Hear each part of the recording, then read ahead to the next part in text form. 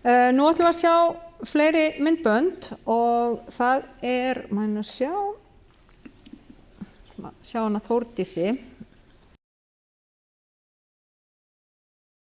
Ég fekk að vita að ég var með brakka gegnum systir mína því að systir mín fekk krabbamein, brjóstakrabbamein, tvisvar sinnum með stuttu millibili og Vigdís hjá erfðaráðgjöf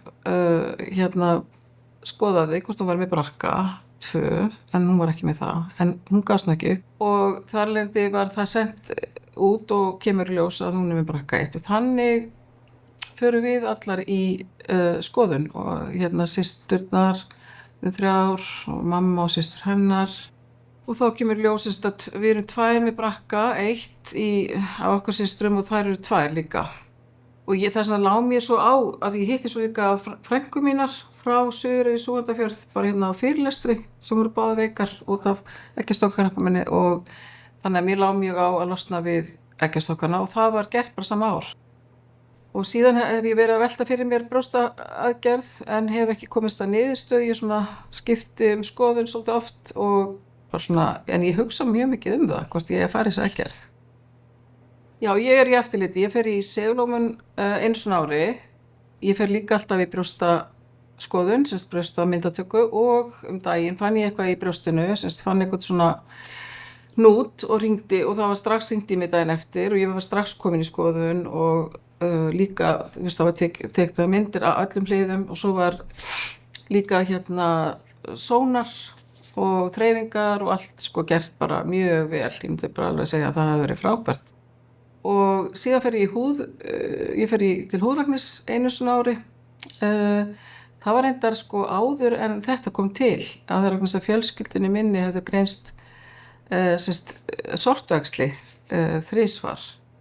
Og síðan fer ég alltaf í ristilskoðun, ég fer 5 ára fresti og læknirinn mælir með því ég koma 5 ára fresti að því ég er brakka. Þannig ég er líka í því. Já, þannig ég er í heilmiklu eftirliti. Og ég veit ekki það alveg að, ég er alltaf pínu kvíðin þegar ég fer í þetta eftirlit og kvíðin ef ég fann hennan hnút í brjóstinu það hvort að nú sé eitthvað að gerast, auðvitað. Af því að þessi áhætta er 80%, þannig að maður hefur 20% líkur á því að sleppa. Þess vegna held ég áfram að hugsa þetta, hvort ég ætla að fara í aðgerðina eða ekki,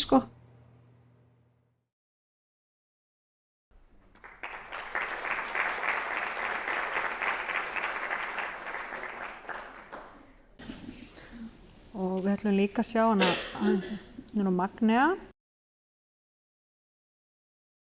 Ég fyrir arfgerð.is 2018 þegar það var þarna mikið átak í samfélaginu, vitundavakning og fæ þá að vita að ég sé með brakka 2. Það var alveg mjög mikið sjokk af því ég átti ekki von á því. Það var ekki neitt í fjölskyldinu svo ég vissi með þetta gen, en svo kemur ljós að pabbi með það líka. Já, þetta var 2018 og 2020 fer ég þá í brottnámið og er þá með 5 mánaða gamalt barn. Þannig að það var rosalega erfitt ferli en sem betur fyrir þá bara gekk þetta allt rosalega vel og uppbyggingin og allt ferli þar á eftir var bara, þetta líkamlega gekk rosalega vel. Ég þurfti ekki að fara í mikla sjúkraþjálfun og ég fekk ekki sýkingar, þannig að mjög heppin með það.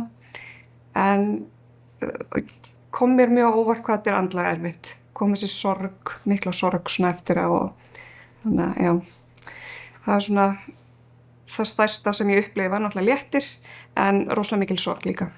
Það sem ég gerði þessar 2 vikur eða hvað það var fyrir aðgerð, þessi tími sem ég vissi að ég væri á leiðinni í aðgerð, þá bara hljóp ég. Ég bara hljóp bara til að ráða við bara andlega álagi, Svo náttúrulega fer ég aðgerðina og það er mikil léttir að fara í aðgerðina en svo kemur aftan að manni þessi sorg þegar þetta fer alltaf að synga inn, þá fer að sjá líkamann í fyrst skipti, þannig að bara ákveð sjokk, þannig að sjálfsmyndin bara búin að breytast.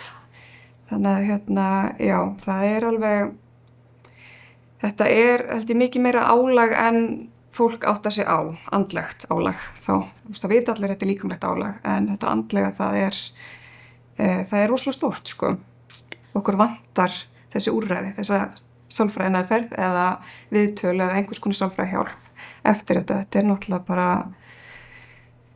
spara ríkinu náttúrulega með hellingskostnað að fara í þessar aðgerðir fyrirbyggjandi heldur en að verða veik og þurfa lengri þjónustu jafnvel. Þannig að mér finnst þetta vera eitthvað sem þarf að bæta.